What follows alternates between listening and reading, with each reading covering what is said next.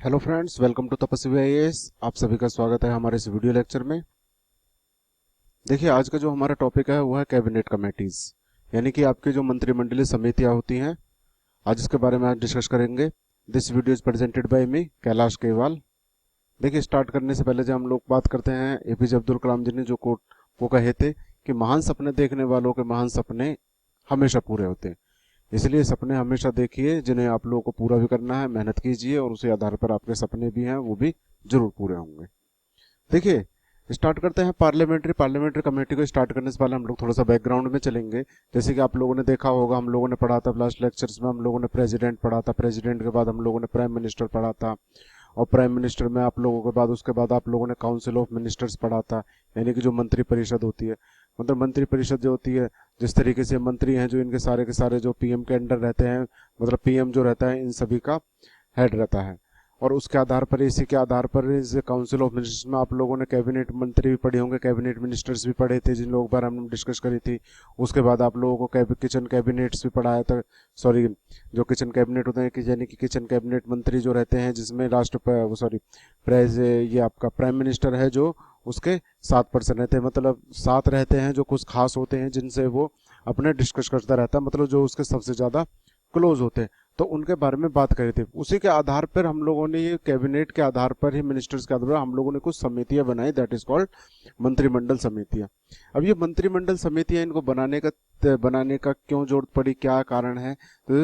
तो इसके बारे में हम डिस्कस करते हैं। कि जैसे कि आप लोगों ने देखा होगा, कई बार होता है किसी व्यक्ति पर काम ज्यादा पड़ जाता है, और काम ज्यादा बढ़ने के आधार पर वो अपने कुछ कार्य को बांट देता है। मतलब उसी के आधार पर, जो मान लीजिए डिपार्टमेंट से मिनिस्टर्स होते हैं, मिनिस्टर्स हैं, तो उन्होंने अपना कार्य को कम करने के लिए, अपने कार्य को बांट लेकर उन्होंने नीचे अपने अंडर में छोटी छोटी कमेटियां बना दी थी।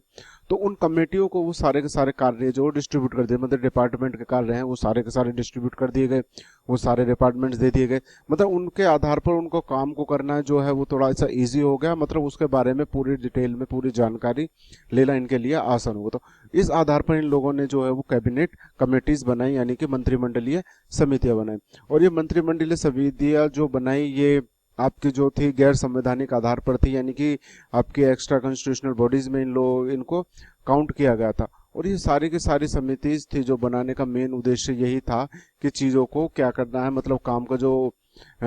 काम जो ज़्यादा है, मतलब उसके काम को, प्रेशर को थोड़ा सा कम कर देना है, जिसके आधार पर चीज़ों को मतलब और ज़्यादा खुल के डिटेल में हम लोग बात कर सकें, डिटेल में हम उन चीज़ों को समझ सकें। तो उस आधार पर हमारा वीडियो लेक्चर तैयार है। जैसे कि आप लोगों ने देखे, कैबिनेट कमेटी यानी कि मंत्रिमंडलीय समिति। डेफिनेशन देखते हैं कि जो मंत्रिमंडलीय समिति है, कैबिनेट समिति हो, ग्रुपिंग ऑफ मिनिस्टर्स, यानी कि मिनिस्टर्स हैं उनका जो है वो ग्रुप होती है, और designated to take the pressure of full of cabinet. मतलब ये जो प्रेशर्स होता है फुल ऑफ कैबिनेट्स का, उनको कम करते हैं। Provide a lower level form of the decision making, और मतलब एक छोटा सा लेवल पे,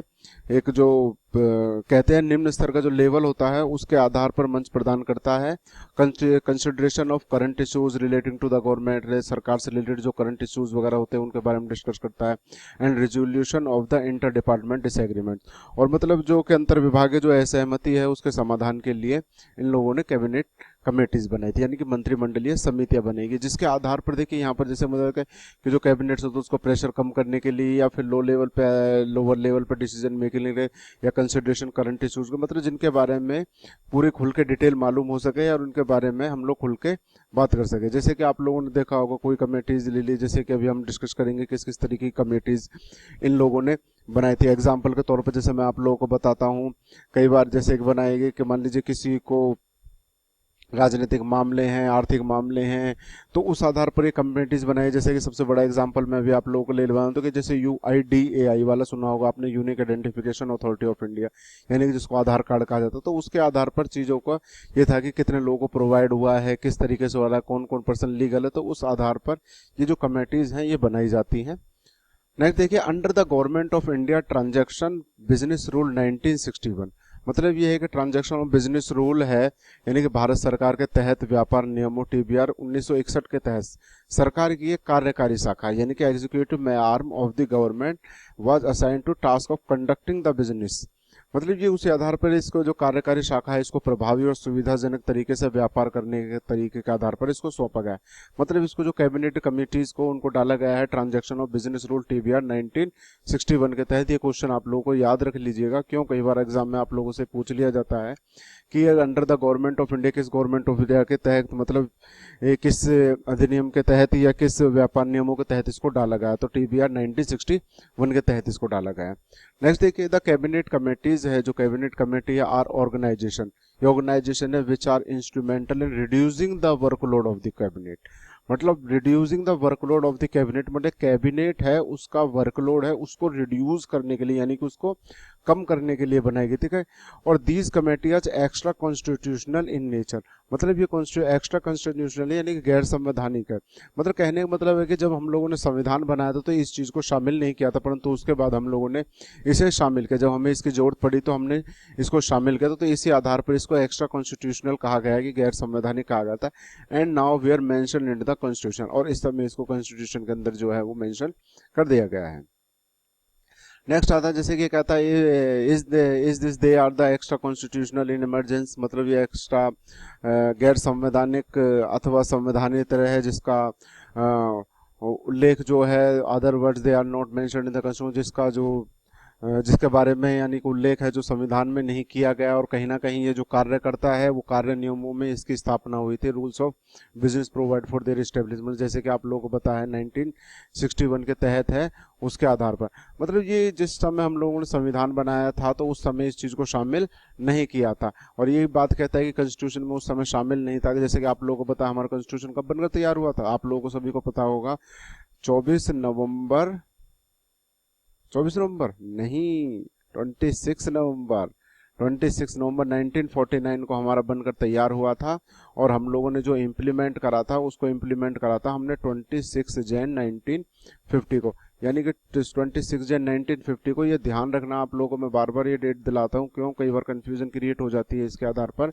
कि ये जो संविधान है वो कब लागू हुआ था और कब बना था। तो हमारा बनने का टाइम यह है 26 नवंबर 1949 को हमारा बनकर तैयार हो गया था, और लागू हुआ था 26 नवंबर 1950 को, यानी कि उस समय जब कॉन्स्टिट्यूशन बना था तो ये चीज़ उसके अंदर मेंशन नहीं थी, परंतु उसके बाद इसको मेंशन कर दिया गया था। नेक्स्ट आता है टाइप्स ऑफ कैबिनेट कमेटी। ये जो कैबिनेट कमेटी है वो दो टाइप की होती है, पहली होती है स्टैंडिंग और दूसरी होती है एडहॉक। स्टैंडिंग की बात करते हैं तो ये समिति है जो इसको पहले स्टैंडिंग को कहा जाता है, मतलब स्थायी समिति, मतलब स्टैंडिंग मतलब खड़ी समिति नहीं है, ये एक स्थायी समिति है यानी कि परमानेंट नेचर की है, और दूसरी है एडहॉक यानी कि टेम्परेरी नेचर। और इसको एडहॉक को यानी कि तदर्थ कहा जाता है कि इनकी प्रकृति जो होती है वो अस्थायी होती है, यानी कि इसको जो समय पर मतलब पहले ही विघटित कर दिया जाए, समय पूरे होते ही विघटित कर दिया जाए। सबसे पहले बात करते हैं कि वो समय समय पर ये जो कमेटीज होती है इसका समय समय पर कुछ विशेष प्रॉब्लम्स वगैरह होती है उसको सुलझाने के लिए करा जाता है, और जैसे ही वो प्रॉब्लम में शॉर्ट आउट हो जाती है या प्रॉब्लम निकल जाए, वो प्रॉब्लम का सॉल्यूशन निकलता तो उस आधार पर हम इस कमेटीज को जो है वो डिसॉल्व कर देते हैं। परंतु ये जो कमेटी होती है ये परमानेंट होती है, परमानेंट नेचर की होती है, अगर एक बार बन जाएगी तो इनको हम लोग जो है वो खत्म नहीं कर सकते। जैसे कि आप लोगों ने देखा होगा लास्ट लेक्चर कह रहा हूँ सॉरी, मतलब कुछ दिन पहले हमारे कमेटीज वाले लेक्चर आए थे, जिसमें समिति वाले लेक्चर आए थे, उसमें मैंने डिटेल में बताया था कौन कौन सी समिति किस तरीके से हैं, तो उसमें आप लोग देख लीजिएगा, सारी चीज़ें मैंने डिटेल में उसमें बताई हुई हैं। नेक्स्ट बात करते हैं कि these are setup by the prime minister. ये सबसे ज़्यादा इंपॉर्टेंट ध्यान रखने वाली चीज़ है कि जिसमें इसको जो सेटअप किया जाता है प्राइम मिनिस्टर के अकॉर्डिंग सेटअप किया जाता है the existence of the time and requirement of the situation. मतलब जो समितियां हैं प्रधानमंत्री के द्वारा ही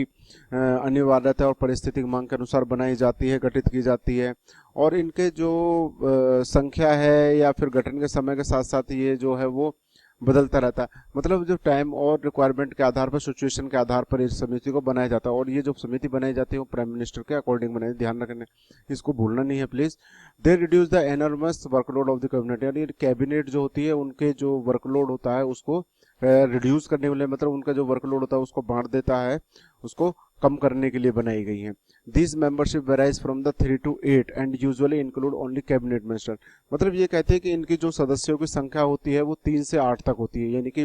3 to 8, यानी कि 3 मिनिमम होती है, 8 मैक्सिमम होती है। तो इसी आधार पर इन्होंने कहा है कि इनकी जो संख्या होती है वो 3 to 8 होती है, and usually include only cabinet minister, और जिसके अंदर केवल कैबिनेट मंत्री होते हैं। मतलब कैबिनेट मंत्रियों को ही जो है वो शामिल किया जाता है। और आप लोगों को, जैसे कि मैंने आप लोगों ने लास्ट लेक्चर देखा होगा, उसमें कैबिनेट मिनिस्टर्स को और काउंसिल ऑफ मिनिस्टर्स उस दोनों के बीच में मैंने डिफरेंस करके अच्छी तरीका से बता रखा है। तो उसके आधार पर आप लोग कभी भूलिएगा मत कि यहाँ पर हम लोगों ने सिर्फ बात करी है कैबिनेट कमेटीज के आधार पर, यानी कैबिनेट मिनिस्टर्स को शामिल किया गया है, काउंसिल ऑफ मिनिस्टर्स को नहीं।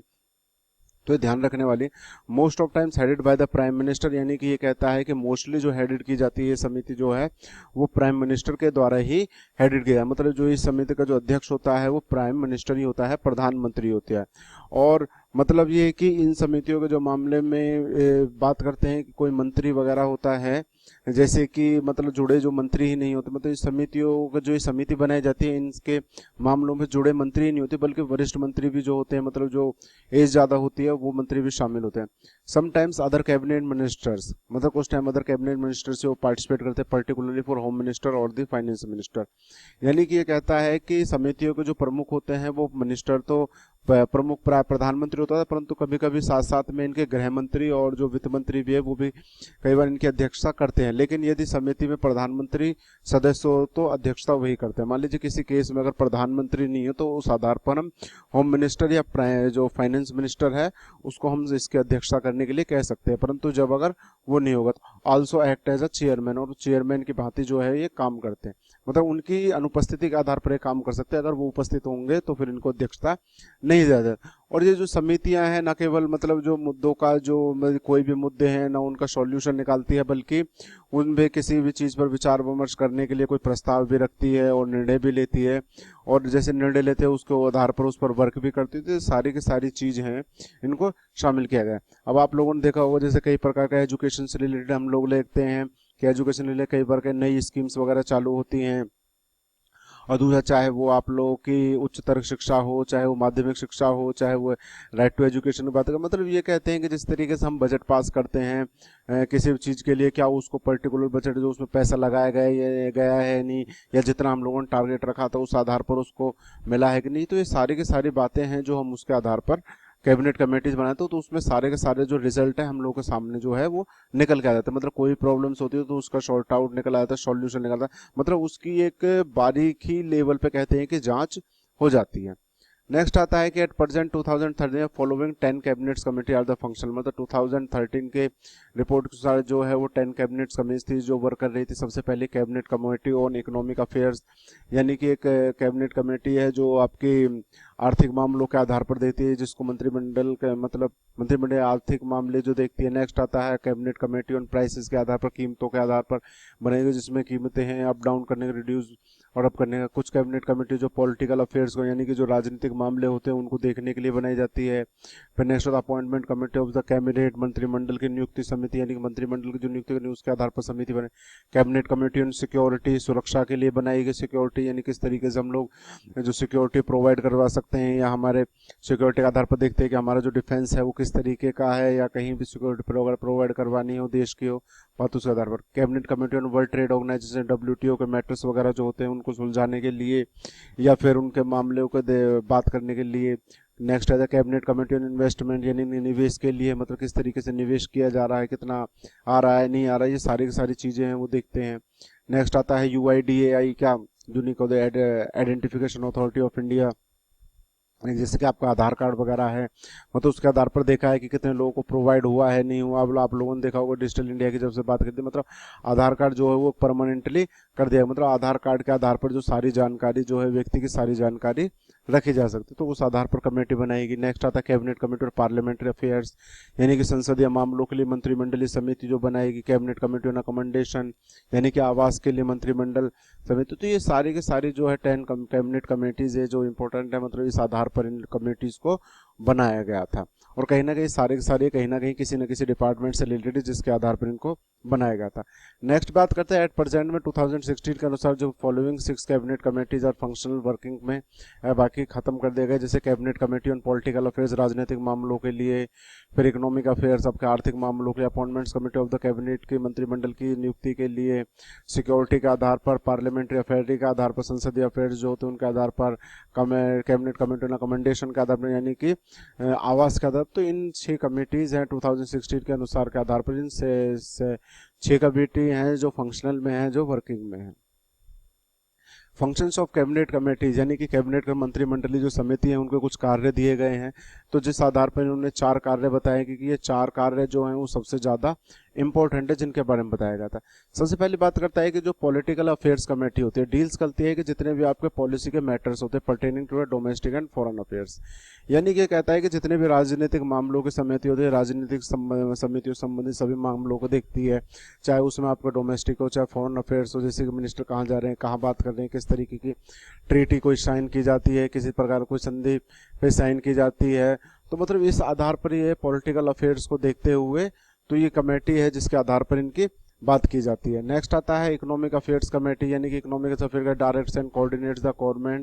Governmental activities in economic sphere, मतलब ये कि आर्थिक मामलों की अगर बात करते हैं तो इसमें डायरेक्ट और कोऑर्डिनेट्स की बात करता है गवर्नमेंट एक्टिविटीज़ की, जिसके आधार पर हम लोग का बिजनेस वगैरह के बारे में बात करते हैं, चाहे इंपोर्ट है चाहे एक्सपोर्ट है, कितना आना है कितना जाना है, या कंट्री के साथ और भी रिलेशन बनाने हैं दूसरी कंट्री से बिजनेस करने के लिए। तो ये सारी की सारी इसके अंदर कमेटीज़ हैं जिनके आधार पर इनको देखा जाता है। नेक्स्ट आता है appointment committee decide all higher level appointments in the central secretariat, मतलब जो आपके सेंट्रल लघु सचिवालय है, सॉरी केंद्रीय सचिवालय है, सेंट्रल सेक्रेटरी की बात करते हैं, केंद्रीय सचिवालय है, चाहे फिर आपका पब्लिक एंटरप्राइज है, लोक उद्यम है, बैंक्स है, फाइनेंस इंस्टीट्यूशंस है, यानी कि इसके आधार पर जो वित्तीय संबंध उन सभी पदों पर नियुक्ति के संबंध में निर्णय लिखते हैं, मतलब किस किस व्यक्ति को किस किस आधार पर कहाँ बिठाया जाना चाहिए, कौन कौन सी, जैसे कि आप लोगों ने एग्जाम्पल के तौर पर देखते हैं कि अगर हम आरबीआई के गवर्नर की बात करते हैं कि आरबीआई गवर्नर जो किसे बनाया जाए, उसकी क्वालिफिकेशन वगैरह देखते हैं, उसका एक्सपीरियंस वर्क का एक्सपीरियंस देखते हैं, उसको देखते हैं कि मतलब इनको नॉलेज है कि नहीं इस आधार पर जिनमें, तो ये सारी के सारी बातें हैं जो उनके आधार पर इनको देखा जाता है। तो उसके आधार पर उनके अपॉइंटमेंट्स वगैरह है वो सारी की सारी की जाती हैं। नेक्स्ट आता है पार्लियामेंट्री अफेयर्स। पार्लियामेंट्री अफेयर्स की बात करते हैं जिसमें संसदीय अफेयर्स की बात है, संसदीय मामलों के आधार पर looks after the progress of government business in the parliament, यानी कि जो आपके संसदीय मामलों समिति में सरकार की भूमिका और कार्य को देखते हैं, मतलब सरकार की क्या भूमिका है या उसके द्वारा जो किए जा रहे कार्य हैं वो किस तरीके से कार्य किए जा रहे हैं। तो ये सारी की सारी चीज़ों को उनको शामिल किया जाता है। अब देखिए इसमें सबसे ज़्यादा इम्पोर्टेंट जिसमें सबसे ज़्यादा जो इम्पोर्टेंट है वो ये चीज़ ये देखती है कि इसमें जो फर्स्ट 3 कमेटीज़ हैं, यानी कि पहली 3 जो हैं, यानी कि पहली आपके पॉलिटिकल अफेयर्स की बात करते हैं, दूसरा इकोनॉमिक अफेयर्स बात करते हो, तीसरा अपॉइंटमेंट कमेटीज़ की बात करते हैं। तो ये कहता है कि जो first 3 committees are chaired by the prime minister, मतलब इनको जो चेयर किया जाता है, मतलब इनकी जो अध्यक्षता की जाती है वो प्राइम मिनिस्टर के द्वारा की जाती है, और उसके बाद जो लास्ट वन बचा है उसको होम मिनिस्टर के द्वारा, यानी कि पार्लियामेंट अफेयर्स जो होता है उसको होम मिनिस्टर के द्वारा देखा जाता है, यानी कि होम मिनिस्टर जो है उसकी अध्यक्षता करता है। परंतु सबसे बड़ी बात है कि जो 3 है इंपॉर्टेंट है जिसके आधार पर इनको शामिल किया गया है, पॉलिटिकल अफेयर्स, इकोनॉमिक अफेयर्स और अपॉइंटमेंट कमेटीज के आधार पर, मतलब इनकी जो अध्यक्षता करता है वो प्राइम मिनिस्टर करता है। और आप लोगों को बताया था जैसे कि हम लोगों ने प्रेसिडेंट और प्राइम मिनिस्टर वाला चैप्टर पढ़ा था, जिसमें हम लोग बताते हैं कि प्रेसिडेंट का प्राइम मिनिस्टर से क्या रिलेशन है, किस तरीके का है। तो आपको पता होगा प्रेसिडेंट वो प्राइम मिनिस्टर जो उसकी नियुक्ति तो प्रधानमंत्री का राष्ट्रपति करता है, परंतु उसके जो काउंसिल ऑफ मिनिस्टर्स होते हैं, यानी कि उनके जो मंत्री समिति के जो काउंसिल ऑफ मिनिस्टर्स होते हैं, यानी कि मंत्री परिषद के जो सदस्य होते हैं, यानी मंत्री जो होते हैं, उनको डिपार्टमेंट जब अलॉट किया जाता है तो जो है वो राष्ट्र प्रधानमंत्री है, मतलब वो करवाता है, मतलब उनके जो राष्ट्रपति की सलाह के आधार पर किए जाते हैं, मतलब जो राष्ट्रपति है वो उनको डिपार्टमेंट्स को डिस्ट्रीब्यूट करता है। तो उस आधार पर बताया गया कि यहाँ पर जो प्राइम मिनिस्टर है वो इन सभी चीज़ों की जो है वो अध्यक्षता करता है। और लास्ट वाले बन गए यानी कि पार्लियामेंट्री अफेयर्स जो उनकी अध्यक्षता करने का काम जो दिया गया है वो आप लोगों का प्राइम मिनिस्टर को, सॉरी होम मिनिस्टर को दिया गया, जिसके आधार पर वो कार्य करता है। Next, all of the cabinet committee the most powerful is the political affairs committee often described as a super cabinet, यानी कि ये कहता है कि जो जितने भी आपके सभी मंत्रिमंडल समितियां हैं, चाहे वो सर्वशक्तिशाली समिति या राजनीतिक मामलों की समिति मानी जाती है, जिसे सुपर कैबिनेट भी कहा जाता है। यानी कि इसमें ये कहा गया है कैबिनेट कैबिनेट जब सबसे जो पावरफुल है पॉलिटिकल अफेयर्स कमेटी है, जिसके आधार पर हम लोग जो डील करते हैं ऑल पॉलिसी मैटर्स पे पर्टिकुलर डोमेस्टिक, जैसे हम लोग मान लीजिए कोई भी ट्रीटी होती है जिसके आधार पर कोई भी संधि होती है, चाहे हम पेट्रोल से रिलेटेड करते हैं कि पेट्रोल आना है जाना है, किस देश से लेना है कितने देश से नहीं लेना है, दूसरा डिफेंस के मामले में किस देश को टेक्नोलॉजी देनी है किससे लेनी है, किन चीज़ों को हम अपनाया जा रहे हैं, तो उसके आधार पर हम घरेलू भी करते हैं और कहीं ना कहीं फॉरेन के आधार पर दूसरे विदेशों से भी हम लोग कॉन्ट्रैक्ट वगैरह करते हैं, कौन सा माल जाएगा कौन सा आएगा, कितना इम्पोर्ट किया जाए कितना एक्सपोर्ट वगैरह किया जाए। तो ये सारी की सारी चीज़ों को जो है इसके अंदर शामिल किया जाता है। तो इस वजह से इसको सुपर कैबिनेट कहा जाता है। पॉलिटिकल अफेयर्स कमेटी को सुपर कैबिनेट के नाम से भी इसको जाना जाता है। नेक्स्ट आता है कि EGOM, यानी कि आपका एम्पावरमेंट गवर्नमेंट ऑफ मेंबर्स। यानी कि देखिए ये सबसे ज्यादा इंपॉर्टेंट बात है, एम्पावर्ड गवर्नमेंट ऑफ मेंबर्स, यानी कि जिसके आधार पर कहा गया है, यानी कि ग्रुप ऑफ मिनिस्टर्स, यानी कि जिसके आधार पर कहा गया है कि ग्रुप ऑफ मिनिस्टर के, यहाँ पर देखिए सबसे बड़ा वर्ड लगा हुआ है एम्पावर्ड। एम्पावर्ड की बात करते हैं, यानी कि अधिकार की। Empowered GOM is authorize to take the decision, मतलब इनको डिसीजन लेने का अधिकार है in the matter that they are looking into without any need for cabinet restriction, मतलब रेक्टिफिकेशन। मतलब ये है कि किसी आधार पर ये जब कैबिनेट के आधार, जब मान लीजिए इनको कोई भी डिसीजन लेना होता है, इनको इसका मतलब दे रखा है, का मतलब यहाँ पर एम्पावर्ड, तो मतलब इनको इस अधिकार दे रखे कि अगर इनको कोई भी डिसीजन लेने हैं तो डिसीजन ये इजीली आराम से ले सकते हैं, उसमें किसी भी प्रकार का जो कैबिनेट फिर मतलब किसी प्रकार से कैबिनेट की इनको सलाह मशवरा लेने की जरूरत नहीं है। मतलब उनके बिना सलाह मशवरा के आधार पर, उनकी कोई जो नीड के आधार, मतलब उनकी सलाह के आधार पर या उनकी परमिशन के आधार के बिना भी ये डिसीजन जो है वो ले सकते हैं। मतलब इनको इस प्रकार का जो अधिकार है वो दिया गया है। नेक्स्ट करता है कि well when group of ministers, यानी कि GOM की बात करता है, group of minister look into a matter, अगर वो देखते हैं तो सजेशन या डिस्कस की जाती है कैबिनेट के द्वारा, और फाइनल डिसीजन जो रहता है वो कैबिनेट का रहता है, यानी कि कैबिनेट के द्वारा डिसीजन लिया जाता है। और कोई भी डिस्कस करते हैं तो उस आधार पर ये कैबिनेट को बुलाते हैं और कैबिनेट के आधार पर इनको डिसीजन दिया जाता है। मतलब इनको अपने जो डिसीजन लेने की जो पावर्स है वो सारी की सारी पावर्स वगैरह जो है वो इनको नहीं दी गई है। कहने का मतलब इसको थोड़ा सा जैसे कि हम एक्सप्लेन में देखते हैं कि जो मंत्रिमंडल समितियों के जो समूह होते हैं, यानी कि विभिन्न मुद्दों विषयों को देखने के लिए कुछ मंत्री समूहों का जो है वो गठन किया जाता है। यानी कि इसमें कुछ मंत्री जो समूह मंत्रिमंडल की ओर से निर्णय लेने का अधिकार प्राप्त है, और जबकि कुछ ऐसे हैं जो अपनी अनुशंसाएं जो हैं वो मंत्रिमंडल को भेजते हैं, यानी कि मंत्रिमंडल के आधार पर लेते हैं। और अगर हम बात करें तो ये जैसे कहते हैं कि इसके अंदर वो जैसे हम लोगों ने शुरू में स्टार्टिंग में बात करता है स्टैंडिंग और एडहॉक कमेटी के बारे में, मतलब इसके अंदर कुछ वो तत्त निकाय भी शामिल होते हैं जो कुछ आवश्यक विषयों या नाजुक समस्याओं पर मंत्रिमंडल को अपनी अनुशंसा, मतलब अपनी जो राय वगैरह हैं वो देते हैं, या उस आधार पर उनके लिए समिति गठित की जाती है। जिस मंत्रालय के लिए मंत्री समूह का गठन होता है उसी मंत्री समूह में उसको शामिल रहना पड़ता है, और या फिर सलाह देने के काम के आधार पर समाप्त हो जाए तो, और जब सलाह ले जाती है, जब काम खत्म हो जाए तो उस आधार पर जो मंत्री समूह उसको भंग भी कर दिया जाता है। तो इस आधार पर जब बात करते हैं कि अब तक अगर देखा जाए तो ग्रुप ऑफ मिनिस्टर्स की अगर बात करा जाए तो इस आधार पर 21 ग्रुप ऑफ मिनिस्टर है, यानी कि PM डिसाइड था। इससे पहले देखते हैं कि PM ने जो डिसाइड है, जब NDA की सरकार आई थी गवर्नमेंट में, तो उस आधार पर सन 2014 में, तो इसमें NDA की सरकार ने आते आते डिसीजन लिया था कि इसको जो 31 मई 2014 को abolish the existing empowered group of minister, यानी कि इसने ग्रुप ऑफ मिनिस्टर जो एम्पावर्ड है उसको खत्म कर दिया था, एंड ग्रुप ऑफ मिनिस्टर, मतलब तो ग्रुप ऑफ मिनिस्टर और एम्पावर्ड ग्रुप ऑफ मिनिस्टर्स को जो है वो पूरी तरीके से इसने अबोलिश कर दिया था, खत्म कर दिया था, जिसके आधार पर इसमें 9 GOMs थे और 21 GOMs थे। यानी कि 9 को अगर देखा जाए तो आपके